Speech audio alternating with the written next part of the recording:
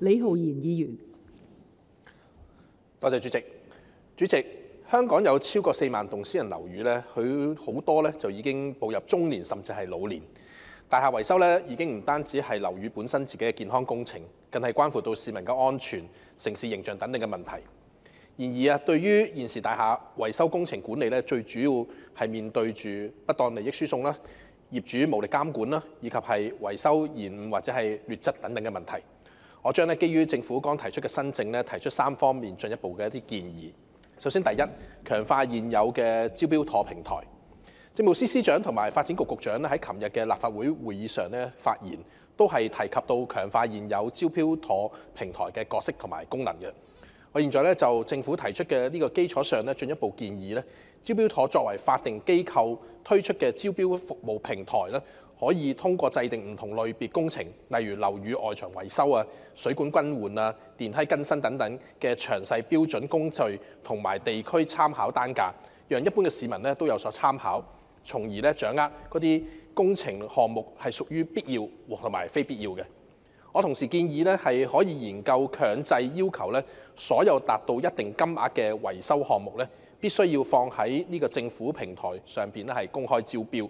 所有報價同埋參考單價對比咧，偏差超過若干百分比嘅咧，亦都必須要自動觸及獨立審查。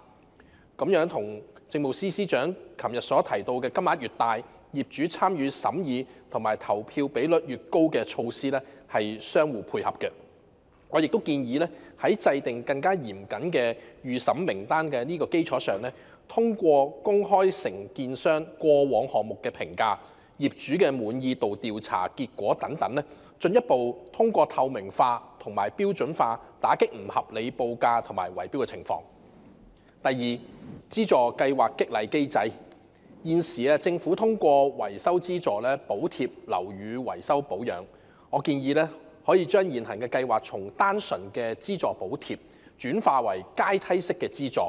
其中包括咧，政府琴日提出嘅所有申領政府維修資助嘅大廈，必須要參加招標妥嘅平台，通過呢個平台咧獲得報價，而最終嘅報價低於平台參考價一定比例嘅工程項目咧，以及喺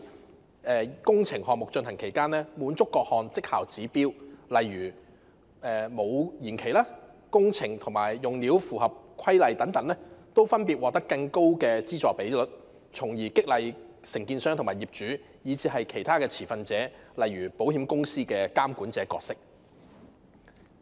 第三，引入預防性嘅維修狀況評級。而家嘅強制驗樓計劃咧，規定樓齡喺30年或者以上嘅樓宇咧，係需要每10年咧進行一次樓宇嘅檢驗嘅，包括咧係公用地方啦、外牆、伸出物同埋招牌等等。其實咧唔少大型屋苑咧都會定期係維修保養樓宇嘅設備嘅，但係三無大廈或者係意見分歧較大嘅大廈或者係屋苑咧，喺大廈維修保養上邊咧就更加難達到共識，